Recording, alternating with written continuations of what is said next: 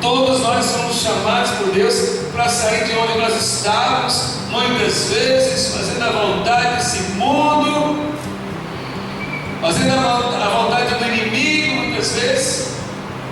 E Deus então nos chamou para novos desafios: o desafio da vida cristã, o desafio de viver para o Senhor, o desafio de buscar alvos que o Senhor aprova, que o Senhor requer de nós, estabelece para nós. Então nós estamos diante de novos desafios o tempo todo, mas pensando especificamente nos irmãos, eu quero deixar aqui algumas ideias básicas que anotei aqui na minha folhinha. Eu sempre digito, mas lá em casa tem 3 notebooks, nenhum funcionou, então eu imprimi aqui a caneta.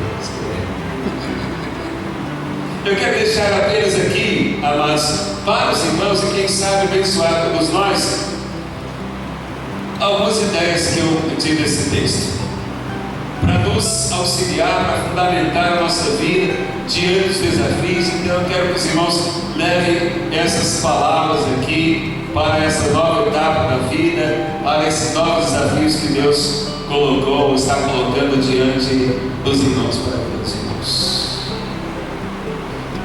A primeira orientação que eu vejo nesse texto: não fiquem presos ao passado.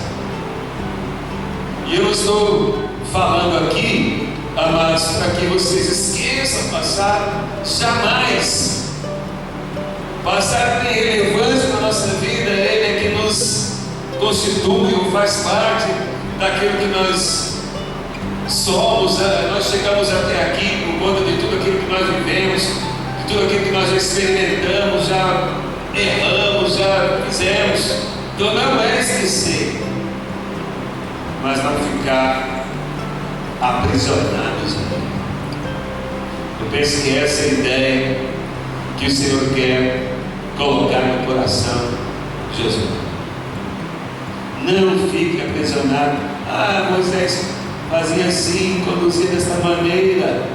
Sabe, aquilo que Moisés ensinou, ele ensinou. Aquilo que Moisés pôde trazer a eles, ele trouxe. São valores extraordinários que deveriam estar no coração deles, deveriam servir de base, de orientação para as coisas novas que Deus queria que eles vivenciassem, ou que ele, especificamente Josué, vivenciasse. Então não fique preso ao passado. Conquanto da importância de Moisés, ele não está mais na direção. Deus quer que nós assumimos agora a direção. Deus quer que você faça coisas novas, vivencie coisas novas. Não fique preso. Para isso nós precisamos abrir nossa mente, nosso coração a novas possibilidades, novas propostas, novos alvos, novas oportunidades que Deus tem para nós. Eu pensei muito num amigo, é um amigo da família da Sibéria, vizinho deles lá, desde a infância. Ele chama Tito. Sibéria sabe quem eu estou falando. O Tito, ele conserta relógios. Talvez conhecido de alguém. O pai dele, como se chama o pai dele? José Viana. Ele consertava o relógio. Ele tinha, né, que faleceu esse senhor. Ele tinha uma portinha ali perto do seu criador. A sua vida inteira consertando relógios. E depois o Tito, seu filho, assumiu o lugar do pai e continuou consertando relógios. Mas ninguém conserta mais relógio. Ele é amigo do Antônio Sérgio, meu irmão. Tem vezes que ele não tem recurso para pagar o registro lá da prefeitura, o alvará. Aí ele pede ajuda, os amigos ajudam, tem que pagar o alvará, porque não dá mais. Às vezes, meus irmãos, a gente fica a vida inteira em algo que sabidamente Deus quer que nós mudemos. Sabidamente, Deus tem mostrado para nós muitas vezes que nós precisamos de avançar, nós precisamos de mudança, nós precisamos olhar para frente, nós precisamos olhar para o novo de Deus, que Deus tem para a nossa vida. Não fique com o fato preso no passado.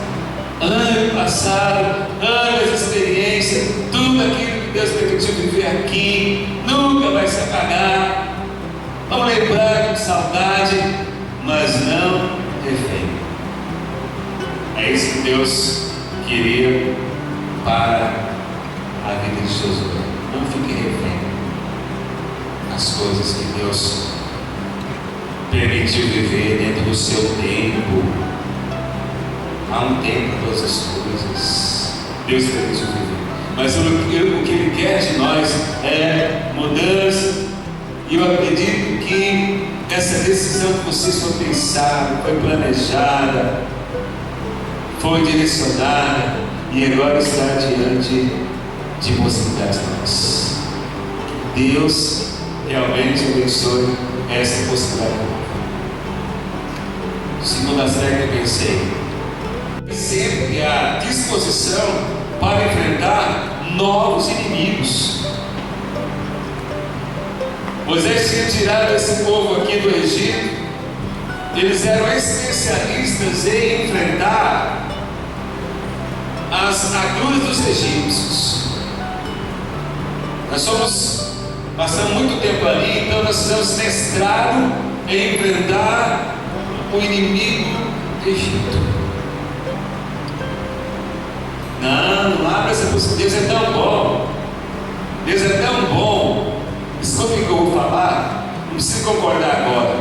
Deixa Deus trabalhar no seu coração primeiro. Mas Deus é tão bom que Ele providencia para nós inimigos novos. Inimigos novos.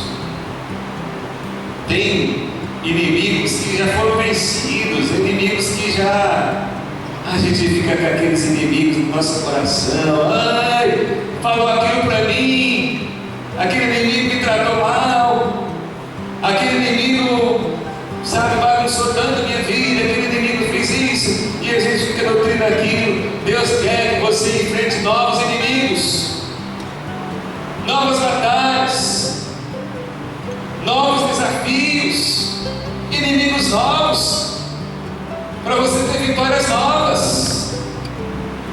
Então o Senhor fala para ele: olha, está vendo essa terra aqui? Vou te dar, vocês vão entrar, mas vão ter que enfrentar esse povo aí, vocês vão ter que enfrentar as adversidades, as barreiras. Vamos chegar lá, tem dificuldades, tem adversidades, tem barreiras, tem situações. Ah, Deus nos trouxe lá de Cuiabá e agora nós chegamos aqui e estamos enfrentando. Sim, enfrentamentos novos, porque vitórias novas serão dadas por Deus. Moisés, meu servo, dispõe-te agora, passa esse Jordão, tu e todo esse povo, a terra que dou aos filhos de Israel. Deus prometeu dar a terra, mas com essa doação vinham as lutas, vinham as batalhas. Ah, mas nós só sabemos, Senhor, nós só sabemos enfrentar egípcios. Nós estamos preparados para enfrentar as imposições que os egípcios nos impõem. Boa noite, paz. A palavra do Senhor é viva e eficaz. Nós não somos super-heróis, super-heroínas. É a palavra do Senhor que nos sustenta. Eu cheguei muito mal, achava que eu não ia conseguir vir. É porque eu confesso, nós, para dizermos que somos do Senhor, precisamos ter momentos na nossa vida muito específicos de adoração, de entrega total a Ele. Certo? Mas a palavra do Senhor, por meio do pastor Hilton, vem me fortalecer.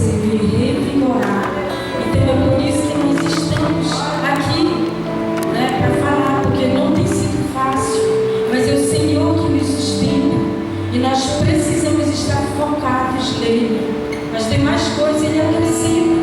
Mas quando a gente tira o olhar dele pela nossa fraqueza, certo? A tendência é ficarmos desanimados, preocupados, desesperados, né? Eu estou na Igreja Universal não, tá? Mas eu cheguei muito ruim aqui. Falei com a Paty, né, que ela do bebê lá do Areião, que eu não estava bem. Né? São muitos desafios, lutas, mas nós precisamos exaltar aquele que é e sempre vai ser. Porque o Espírito Santo que nos consola, para que nós possamos consolar a outros, certo? Então, Deus está no controle de tudo. Eu vou tentar louvar o seu nome, porque é o sacrifício de louvor, né? Então, vamos lá. Ele é a nossa porção, Ele é a nossa herança.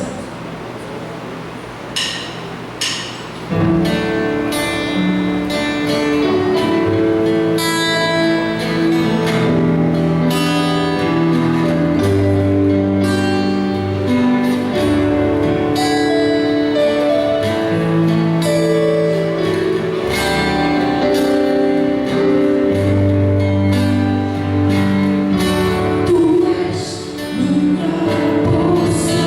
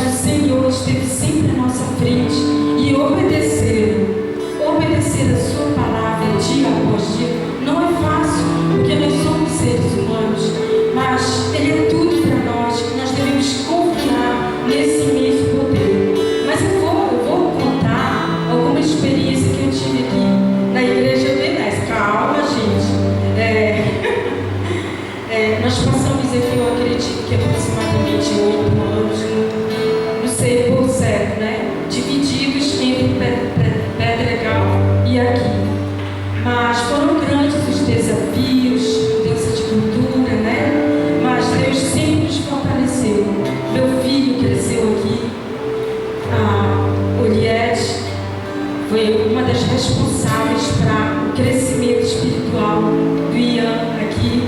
Então, só temos que dizer gratidão. E Deus, Ele prova os nossos corações. Quando nós estávamos aqui no início do ministério aqui com o Jânio, que ele foi um missionário aqui, eu tinha muita saudade da minha família. E eu lembro que, vou falar nome de gente aqui, no dia do aniversário aqui, né, que teve meu aniversário, aí tem uma oração aqui depois da escola. Já tinha tido festa, aniversários com bolo, mas a minha alma estava tão aflita, tão angustiada, porque fazia tempo que eu me encontrava com os meus pais, né? Então eu lembro que o presbítero pediu para o Zé Carlos vir orar por mim. Aqui, ó, o Zé Carlos veio e eu tinha os perrengues com o Zé Carlos, porque a gente brinca muito, né, Zé Carlos? E aí, às vezes eu estava chateada, TPM, eu acho, e eu falava para ele ficar quieto, dizer que nesse dia o Zé Carlos veio, né, e ele me abraçou. Eu senti que não era assim o Zé Carlos, era o Espírito de Deus usando o Zé Carlos, e isso eu carrego todos esses anos no meu coração.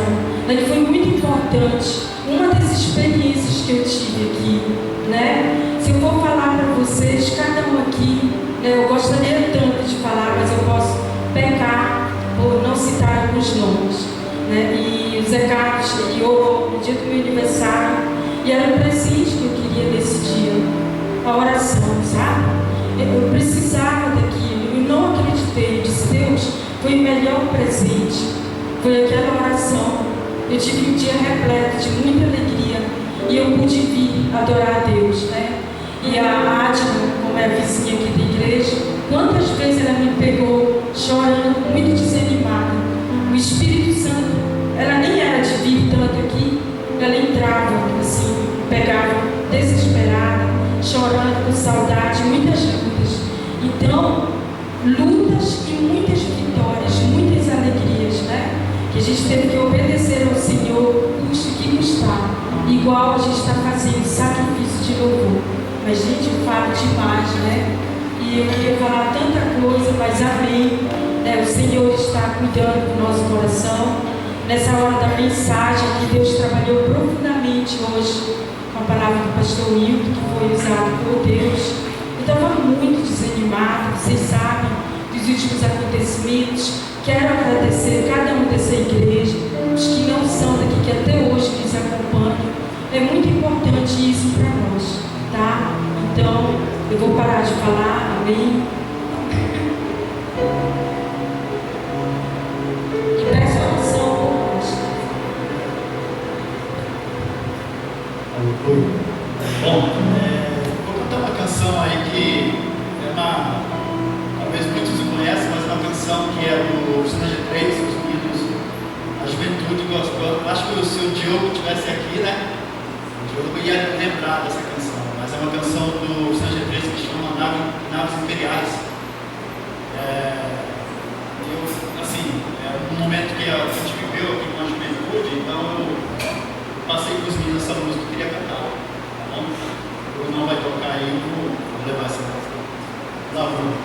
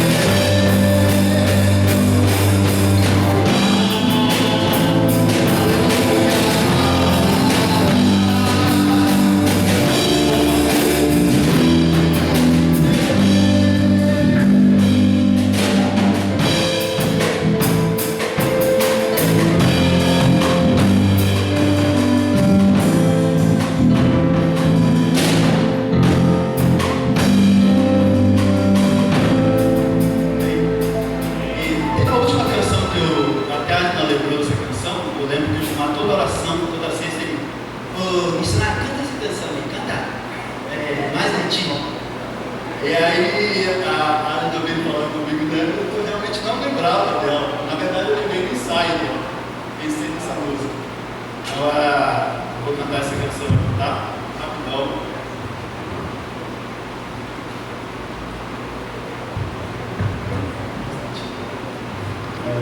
Essa palavra de João Batista foi muito interessante, né? Que ele cresça e eu diminua. Viver humildade é um desafio. É muito fácil viver a arrogância, né? A exaltação, mas viver a humildade é um patamar muito difícil de se manter. Só Deus vai nos manter mesmo dele. Vamos cantar essa canção?